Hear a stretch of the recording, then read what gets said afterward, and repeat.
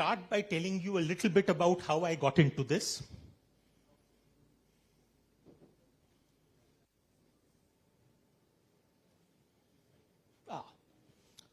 Okay, so most people know me for these books which I have written in a series which is known as the Bharat series. And the first book in this was the Rosabal line. And then after that, there have been 6 more, so there's a total of 7. Another book will come soon in the Bharat series, sometime in the beginning of next year. And as a result of your love and affection and regard, more than 2 million books have already been sold. So I'm very, very grateful for that. Yeah. Can you lift the computer a little bit up? Because otherwise the pointer is not working. I don't know how you can do that. Can you put it on something? Okay, so my world is not a world of literature. I grew up in a Marwadi Banya family. My father is a Marwadi. My mother is a Banya. So deadly combination. And the world I grew up in, there were only 2 very important words in your vocabulary. And they were known as debit and credit.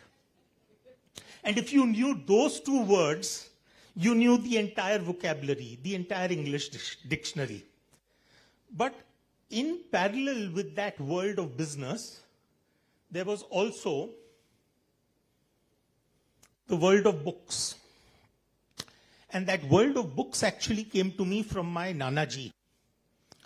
My Nanaji was not only a businessman, but he was also someone who was very, very fond of reading.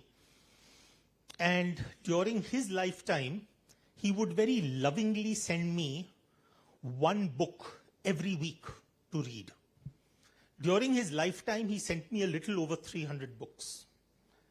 So, and then he would expect that I should tell him what I read, whether I liked it, I didn't like it, why I liked it or didn't like it. So it was the earliest form of a book report. But now, of course, my father was not interested that I should be doing any of this. So, in the world of business, from a very young age, I used to be sent to the office where there was a Munimji, and he used to teach me debit and credit. And he would always tell me that bookkeeping is more important than book reading. And if you must read something, then read a balance sheet. Yeah? Why are you wasting your time with all of this? So I would go back to Nanaji and I would say, Nanaji, this is what Munimji is saying. And Nanaji had this very wonderful way of explaining things. He would say that Lakshmi is of little use without Saraswati. And their relationship is very strange. Lakshmi is innately curious about Saraswati. She wants to go wherever Saraswati goes. So if Saraswati is in this room, Lakshmi wants to come into this room. If Saraswati goes up and she leaves, then so does Lakshmi. Because now she's curious. Where has she gone? But when Lakshmi and Saraswati sit together, then only deity that can sit between them is Ganesha. So he said that Ganesha is the perfect embodiment of wealth and wisdom, which is well-being, what we call Shubhlabh. So he turned around and said to me, Beta, live your life like Ganesha, which explains why I look the way I do. But anyway, the point is that my story would be incomplete if I didn't tell you about something that happened to me many, many years ago. I had gone for a lecture. I was in the city of Kolkata. And after my lecture was over, I had time to kill. My flight was only the next day. So I told the driver, I said, take me to some interesting place. And he said, Saab, aap mandir jayenge? So now when you're in Calcutta, you take it for granted that you're going to be taken to a Durga or a Kali mandir. So we went. The place was 10A Sridhar Roy Road. Make a note of the address. The next time you're in Calcutta, please do go there. I was very surprised when I went there because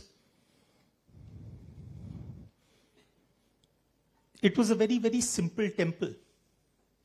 Very simple. And it had a green-colored throne. And there were people standing there performing aarti and puja.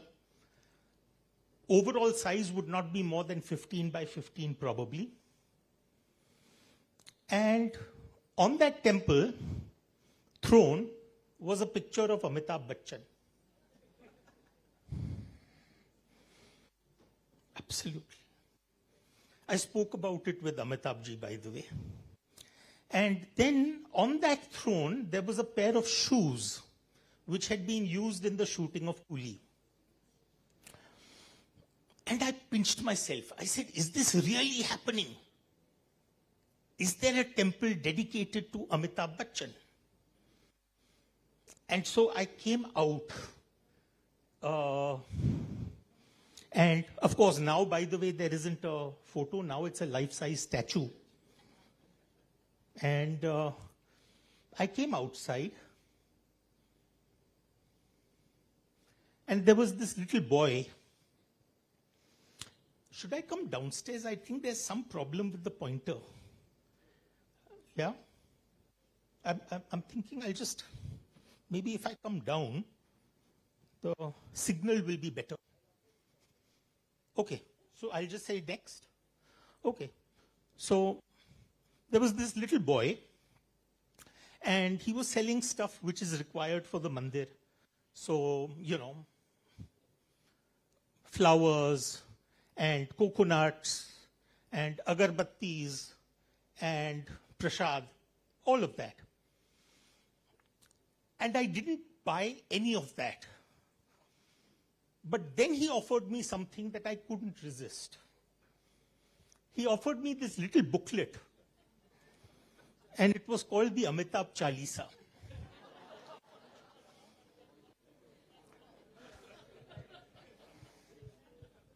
And that's the moment I realized. It was like the moment of truth, right? I was thinking to myself, I said, okay, Ashwin, now I'm waiting for my car to come. And I think to myself that supposing the brakes of this car fail, and instead of picking me up, he knocks me down. And I die. And as per karmic theory, I am reborn 1,000 years later. And now the cult of Amitabh worship has really caught on. Now there isn't one temple for Amitabh, but 1 lakh. And then someone was to come to me and tap me on my shoulder and say, could Amitabh have been a real person in history? Now that's precisely the question that we are asking about Ram and Krishna and so many others. So, in that sense, it suddenly opened up a world where I said, well, you know, there is one part of us which talks about itihas, and another, itihas as it happened. And Puran, what is very old, happened in ancient times. And we like to think of one as fact, and we like to think of one as myth, one as fantasy. But it began to occur to me that the overlaps are far greater than what we imagine. You know, there are these two words which are thrown about very constantly nowadays, myth and history. And, well, my favorite definition of a myth is what Lewis said. It's a lie that reveals a truth. And then, of course, you have history. Are you operating or am I operating? Because I think if we both operate, there'll be a problem. Okay. So history is a myth that men choose to believe. My favorite definition of history is from George Santayana. He said, history is a pack of lies about events that never happened, written by people who were never there. So in that sense, what are you going to believe? Are you going to believe myth or are you going to believe history? And I believe that there is an opportunity for us to believe both.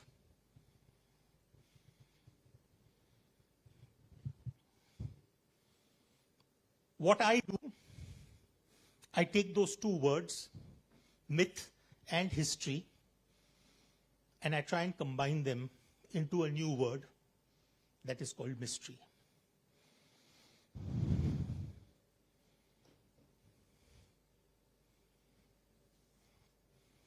So when we try to pick out anything by itself, we find it hitched to everything else in the universe.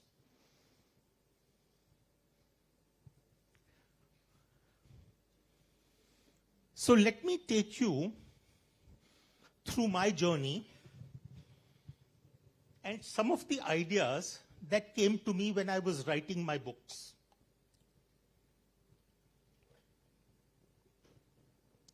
Let's start with the Rosabal line. I was in Srinagar. The year was 2003. And in Srinagar, of course, I was there to attend a dear family friend's wedding, and my flight got cancelled, and I had an extra day. So as usual, I said, take me to some interesting place. So the driver, he took me to this tomb in the heart of Srinagar. I had been by then several times to Srinagar, but I'd never been to this particular place.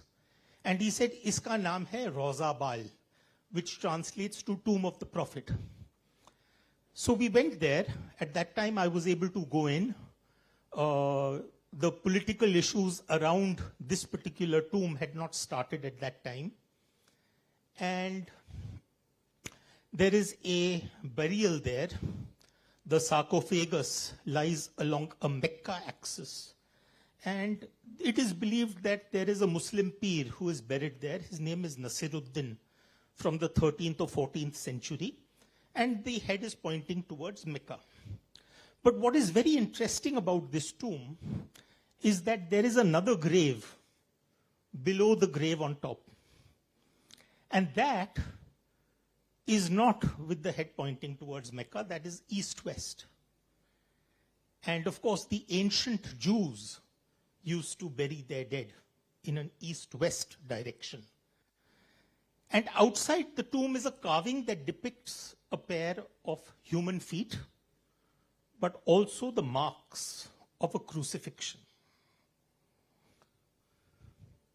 And of course, in 1887, there was a Russian explorer. His name was Nicholas Notovich, who visited Ladakh, a monastery there. And in that Buddhist monastery, he came across an ancient scroll that spoke about a boy called Isa, a boy who came from Judea to study under the Buddhist masters. And then he went on to write a book about it. It was called The Unknown Life of Jesus Christ. And he was promptly arrested by the Russian Tsarist police for having committed blasphemy. But Rosabal and Notovich, they got me thinking, and that is where the idea for Rosabal line was born, that could there be a connection between what we consider as Abrahamic versus the Dharmic. And I began to think to myself, and by the way, for those who have read the Rosabal line, there have been many people who've asked me, and in all seriousness, they've asked me, Mr. Sanghi, what were you smoking when you wrote this book? And the honest to God truth is, I wasn't. Certain things just came. So, for example,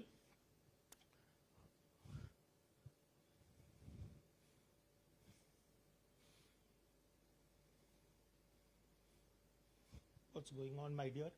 Aap piche jao, piche jao, piche jao. Piche jao, piche jao. Okay. So we start with the most common Trinity, the biblical Trinity, the Father, the Son, the Holy Ghost. Then, next, we have the Zoroastrian Trinity, which is good thoughts, good words, good deeds.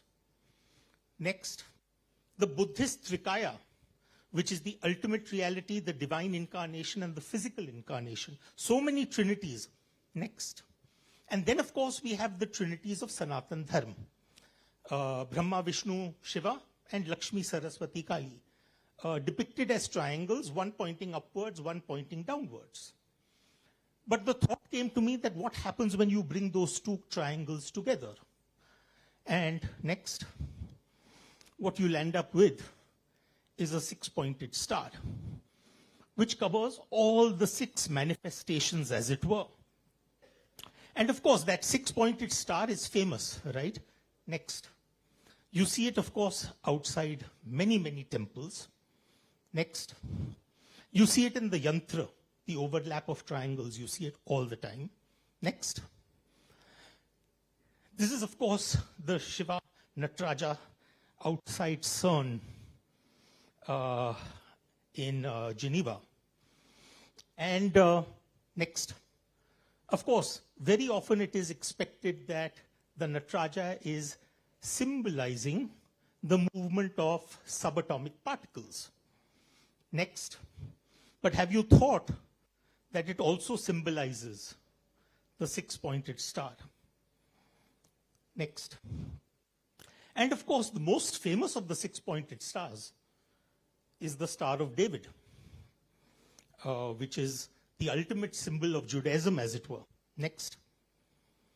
Now, I want to take you to a picture. This is a picture painted around 1839 by an English lieutenant serving in Afghanistan. Next. It's actually the tomb of Mahmud Ghazni in Afghanistan. So it's a sketch of that. And I want to show you the doors. Please try and notice those doors very carefully. Next. Can you see that? Next. You'll see that it contains six-pointed stars. And these were the sandalwood doors that had been carried away from Somnath and had been installed outside Ghazni's tomb. And thereafter, you see this six-pointed star having become a normal feature even in Islamic architecture. Next. You see it on various tombs going back to the 14th, 15th odd century. Next. The point I want to make is a lot of the things that we think are distinct and separate are not. Next. Let me go to a book called The Magicians of Mazda. Next. So we have the ancient sacred texts, which are known as the Gathas, which was the holy Zoroastrian scriptures and written in a language known as Avestan. Next. On the other hand, we have the ancient Hindu book of knowledge, the Rig Veda. Next. Next. Look at these two verses. One is from the Gathas, one is from the Rig Veda. Tam amavantam yajatam suram dhamasu savistham And now, other than the inflection points, nothing else changes in the Avestan version. Next. Both mean exactly the same thing. The powerful God, the most powerful Mitra, in the world of creatures, I will adore him. Next. And then, of course, we also have what we like to consider, of course, as dualities. In the next, the Devas, next. And of course, in Zoroastrianism, you have the Daivas, next. And of course, in Hinduism, you have the Asuras. And in Zoroastrianism, you have, next, the Ahuras, right? Next. So what's very interesting is that the Parsi Navroz is the equinox, the vernal equinox. And Kashmiri Pandits celebrate exactly on the same day, but they call it Navre, not Navroz. Next. And they wear the Sadri, the Pandits wear the Sadre. Next. Both texts venerate Varun. Varun and Mitra go together. Varuna and Mitra. Next. And Varuna, of course, in the Vedas is also called Asura Maya. And then that Asura Maya becomes Ahura Mazda within the Gathas. Next.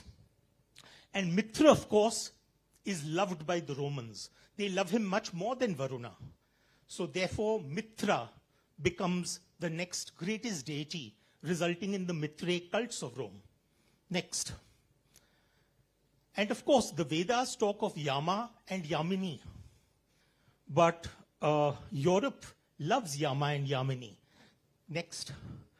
So Gemini, the twin star, is actually derived from Yama and Yamini. Next. And the Greeks also loved Varuna. The Romans loved Mitra. The Greeks loved Varuna. And so they decided to call him Uranus. So, next. And of course, we now talk of the word Shehenshah, but King Darius called himself Shetya Shete, or the Kshatriya of Kshatris. And that later on gets shortened to Shehenshah. Okay, next. So we have this ancient Persian empire. And in this ancient Persian empire, somewhere around 1500 to 2000 odd BC, a figure emerges. Next. That figure is what is known as the founder of the Abrahamic forces, and that is Abraham. But when I was writing the Rosabal line, I was very interested in thinking about it this way. Next. That if I took the letter A from the beginning and put it at the end, it gives me something completely different. Now, please don't take me seriously. Seriously, don't make the mistake of taking me seriously, because I'm a fiction writer. But I see what is in front of me, and I talk about it through my fiction. It is now for serious scholars to go back and research this stuff. Next. And Abraham has a wife. Her name is Sarah. Next. Next.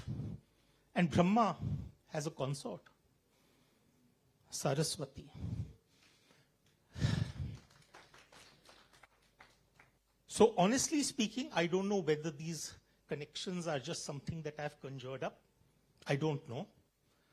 But I believe that there was a strong borrowing of ideas from our Dharmic civilization, which eventually got transplanted into other civilizations in different ways. Next. Think about this. In the Jesus Christ story, you have 3 kings of Orient who found the baby Jesus. Next.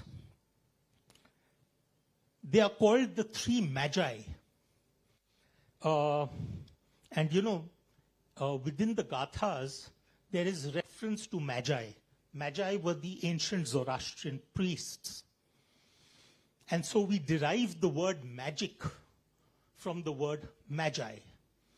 But no one asks, where does that word magi come from? Next. Where does the word magi come from? The singular is the word magus. Next.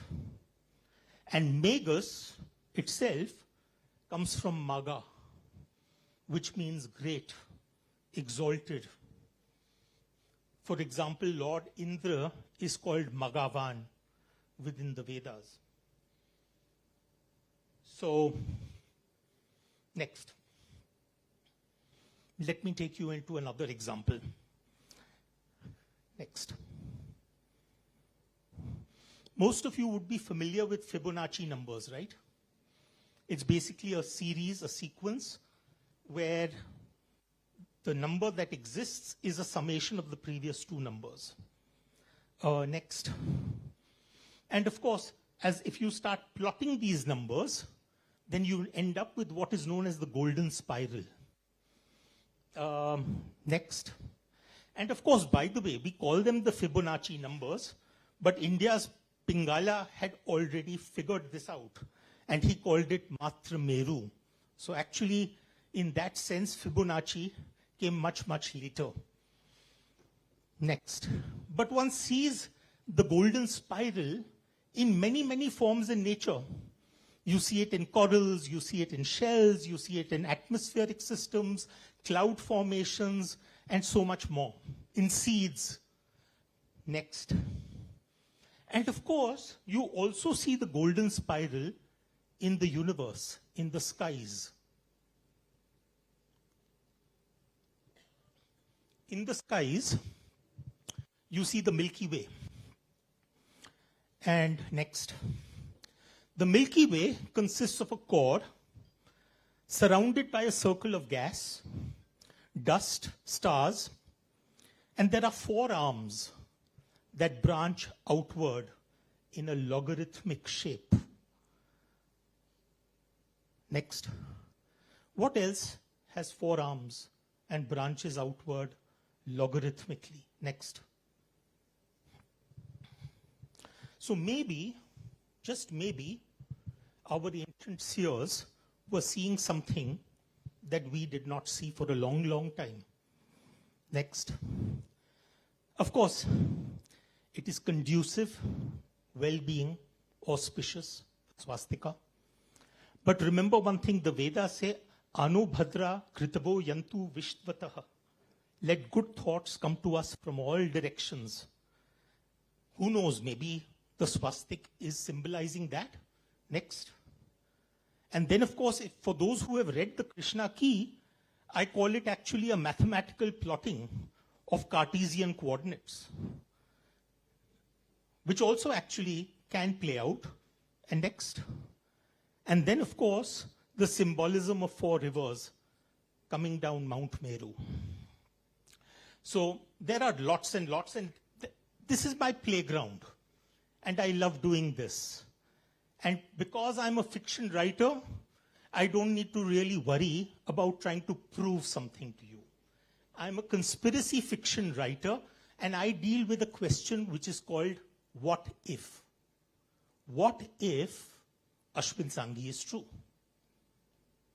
Right? Next. Let's go to the Krishna key. Next. In the Krishna key, I was at my outrageous best. There is a shivling. All of us know what the shivling is. But remember one thing, the Krishna key was written around 2010, 2011. And I'm going to show you 2 images from the book. Next. The first thing that struck me about the shivling is that when we go to mandirs, we normally always put phal, phool, doodh, so many things. But in the shivling, we always put bel patra. And that fascinated me, that why specifically bel patra? Next. The botanical name is Aegle marmelos for bel patra. Next. But what is very surprising is that the Oxford Journal has found that Bel Patra has a radioprotective effect. It protects human peripheral blood lymphocytes against radiation. I found that very fascinating. And of course, one thing led to another inside my mind. Next. So these are two images from that book. The first image is of the Shivlingam. The second image is the Baba Atomic Research Center.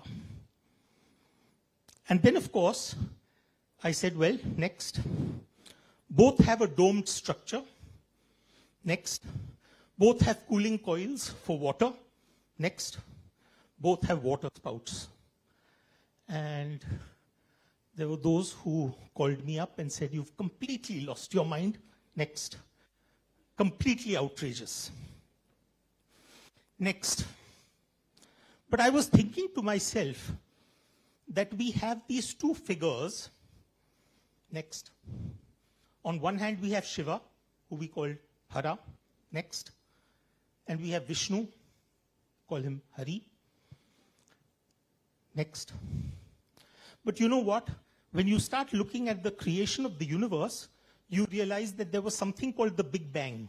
And that Big Bang started from a single point of energy, and the universe kept on expanding, expanding, expanding, and continues to expand until it will eventually go back into that single point, which is known as the Big Crunch. So the Big Bang and the Big Crunch. And I began to think to myself that could our seers have been talking about this? Next. What if expansion of the universe is nothing else but Vishnu? Next. And contraction is Shiv. Next. And what if the physical universe is Brahma, the actual creation that happens? Next. So I started thinking maybe Vishnu and Shiva. Next. Expansion and contraction. Next. Hari and Hara. Next. Fission and fusion. I don't know whether this is real. It's not my job. I hope there are scientists here who will try and figure this one out. But if you notice, if you go to Haridwar, next, you'll see that it is somewhere, next, referred to as Hardwar, and in other milestones, next, it is Haridwar. So Hara and Hari, in that sense, are interchangeable. Next. Next. Some numbers are fascinating, right? For example, the number 5. 5 Pandavas fought the Mahabharat war. Draupadi had 5 children. Carry on. I'm not going to read them out. So next, kar lo. Right? And then, of course, the other number is 18, which is also interesting. The Yadavs were a federation of 18 tribes. Stop. There were 18 Maharathis. The Great War was fought by 18 armies.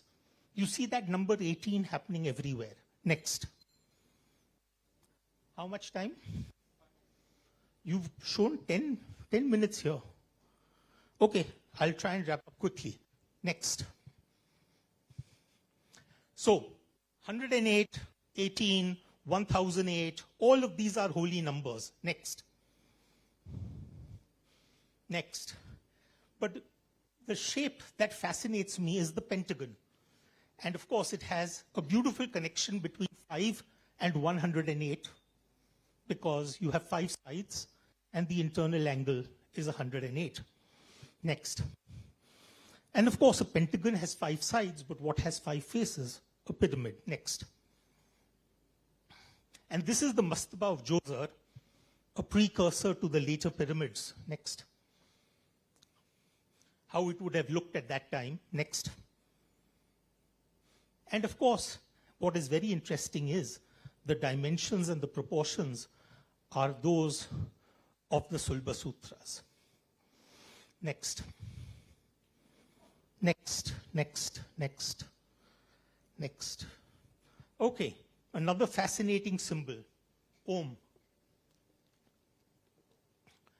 And of course, most of this jap is 108 times. Next. What we have here is the Holy Quran. Next. The very first line of the Quran. Bismillah, Al-Rahman, Al-Rahim. Next. Now, every letter in the Arabic system has a numerical value. So when you add up the numerical values of this first line, you get a number 786. And that is a holy number in South Asian Muslims. Next. You see it on coins. Next. Next. Next. Next. Yep. You see it everywhere. Film props. Even Amitabh wore 786 on his billah. Okay. Now, next. Let's take this number 786 and write it in Hindi. 786. And please, please, please, please, I'm a fiction writer, not a scholar, not a historian, not a theologian. Next. 7. Next. 8. Next. 6. Let's flip it around. Next. Flip.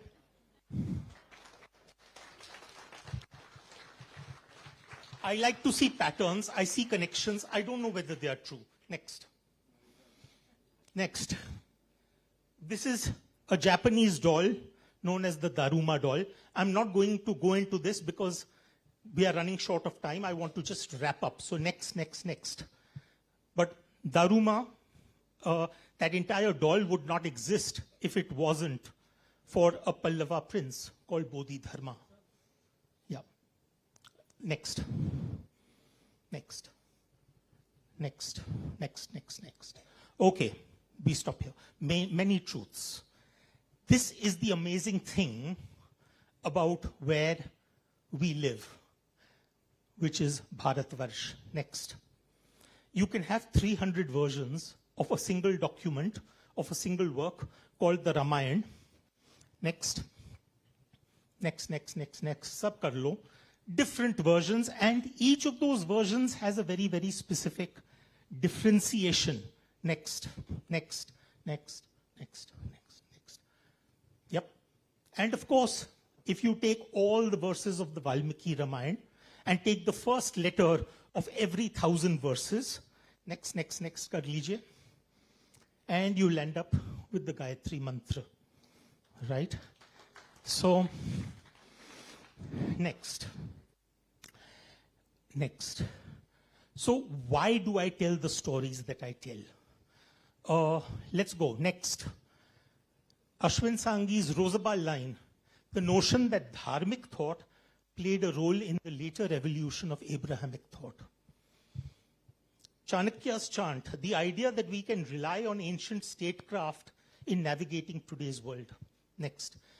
Krishna Ki, the notion that much of what we call myth is actually itihas. Next. The idea that Sanatan is focused on transforming from within. Next. The fact that ancient Bharat led the way in scientific thought. Next. The fact that Bharat's ideas covered a wide expanse, almost a Vedic arc, from Europe to Southeast Asia. Next. The reminder that those who are not conscious of their civilization will eventually lose it. Next.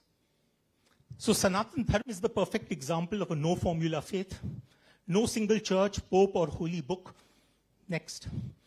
You can have 33 kotis. The path to realization can be yantra, tantra, mantra, or any of the above. You can worship the Buddha as the 9th avatar of Vishnu. You bow your head while passing a temple or a gurdwara or a church or a dargah. Within you is ingrained the idea that all paths are a path to a divine. Next.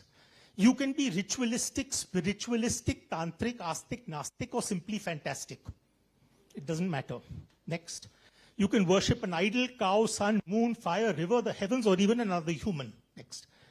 You call a shivling a stone, I call a stone a shivling. We are both welcome. Next. Pray in your home, in a temple, at a cremation pyre, or not pray at all. Next.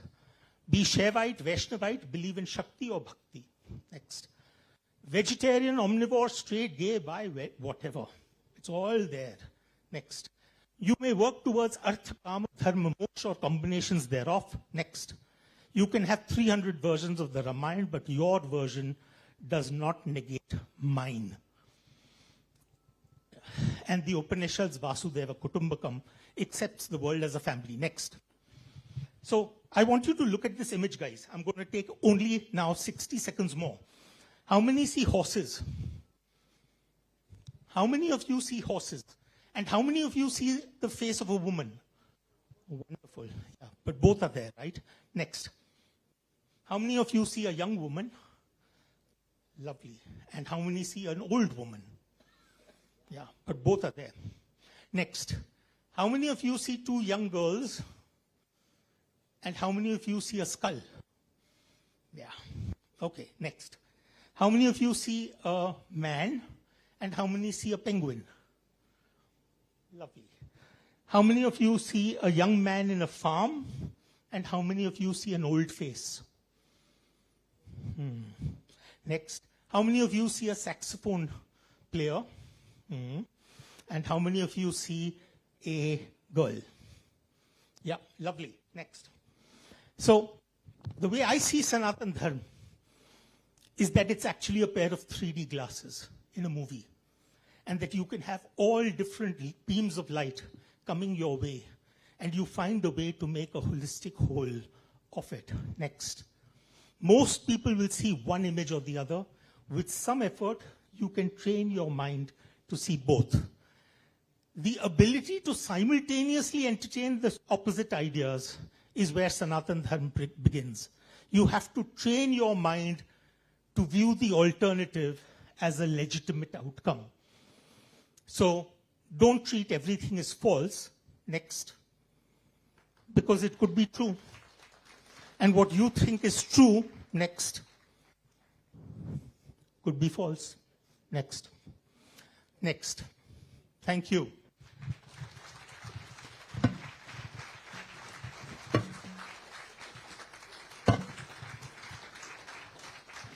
Thank you. Thank you so very much, sir. Thank you, Mr. Ashwin Sanghi. I would like to call upon Dr. Ruk Mangadin to facilitate Mr. Ashwin Sanghi.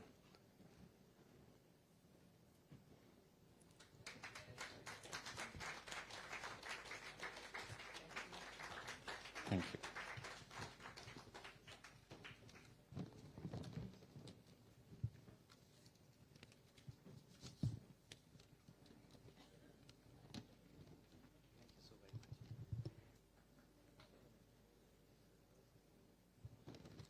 Thank you so very much, sir.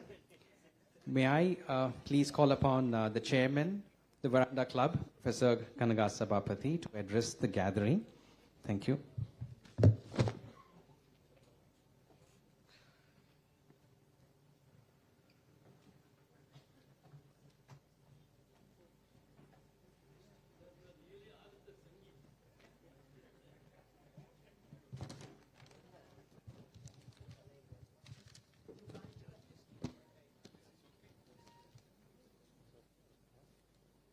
Test your voice, sir. Respected elders,